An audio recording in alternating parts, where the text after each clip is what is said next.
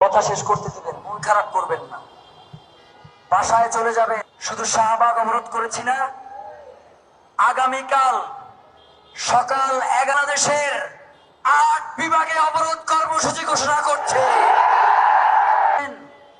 আগামীকাল আপনার ভাই এবং বন্ধুদেরকে নিয়ে আসবেন, পারবেন না? আমরা কি এই শাহবাগ ছেড়ে দেব?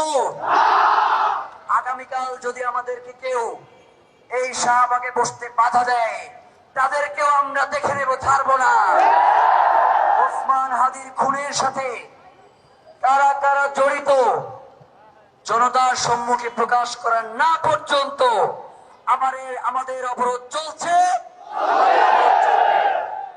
এখন আপনারা কি সবাই একসাথে চলে যাবেন?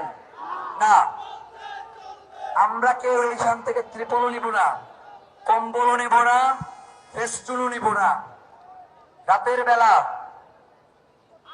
বেলা পেছনে আমরা কিছু দেখি না। এই জন্য বারবার আমি যেটা বলি যে পেছনে কেউ দাঁড়াবে না, আমরা তাদেরকে সন্দেহের চোখে দেখি, বলি না? শত্রু তো কাপুরুষ, সে তো সামনে থেকে আক্রমণ করতে ভয় পায়, যার কারণে সে বারংবার পেছন থেকে আক্রমণ করার চেষ্টা করে। আমরা ভালো করে বুঝে গেছি যে আমাদের নিরাপত্তা, আমাদের নিজেদের নিরাপত্তা নিজেদেরকে নিশ্চিত করতে হবে। পুলিশ আমাদেরকে নিরাপত্তা দিবে না, কোন গোয়েন্দা বাহিনী আমাদের জীবনের নিরাপত্তা দিবে না। আমাদের নিরাপত্তা আমাদের মাধ্যমে নিশ্চিত করতে হবে। আমরা কি কাউকে খেলায় খেলায় আমাদের জীবন দিয়ে দিব? আমরা যারা এখানে আছি, পানি পুরো ভরা আছে, মুড়ি ভরা। আমরা কেউ আমাদের অনেক ভলান্টিয়ার, তারা এখানে রাতে অবস্থানও করবেন, কিন্তু সার্বিক পরিস্থিতি আপনাদের কাছে হয়তো বলতে পারতেছি না, মানে কোনো আপোষ না, আপনাদের নিয়ে দুশ্চিন্তা, এই জন্য বলতেছি না।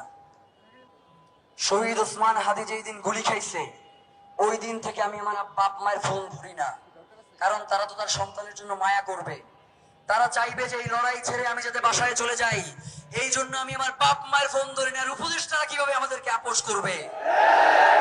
ভাইয়েরা, আগামীকাল 8 বিভাগে এই অবরোধ কর্মসূচি করবার জন্য বাংলাদেশের সকল জনতাকে উদারত আহ্বান জানাই। সকাল 11টা থেকে সন্ধ্যা 6টা পর্যন্ত আমাদের অবরোধ কর্মসূচি চলবে। রাতে এমনিতেও তো আপনারা বাসায় চলে যান, গাড়ি ঘোড়া থাকে না, আমাদেরকে তো এই লড়াই চালিয়ে যাইতে হবে না?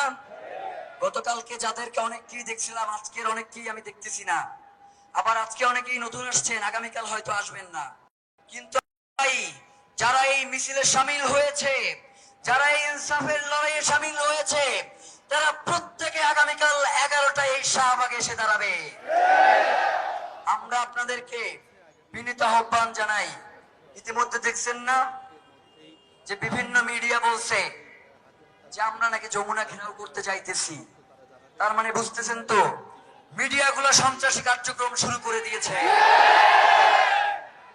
ইনকিলাব মঞ্চ তার পেজ থেকে যতক্ষণ পর্যন্ত ঘোষণা না দিবে, ততক্ষণ পর্যন্ত আপনারা কোন সংবাদ মাধ্যমে কি আসলো কি না আসলো এইটার প্রতি কোনো ভরসা করবেন না। আমাদের পেজকে যদি নষ্ট করে দেয়া হয়, আমরা প্রয়োজনে লাইভে এসে আপনাদেরকে জানাবো, তবুও যাতে কোনো প্রোপাগান্ডাকারী সুযোগ দিতে না পারে সেই ব্যবস্থা আমরা করব।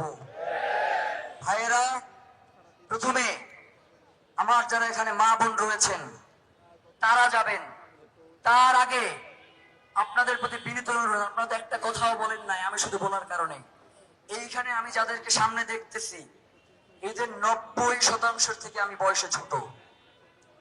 এখানে যারা আমার সামনে আছে 90% থেকে আমি বয়সে ছোট। এরপরেও যে আপনারা শুনতেছেন, আমি তো মনে করি আপনারা আমাকে শোনেন না, আপনারা শহীদ ওসমান হাদিকে শুনতেছেন।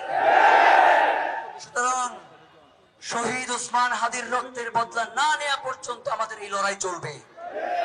আমরা কোনোভাবেই কারোর সাথে আপোষ করব না।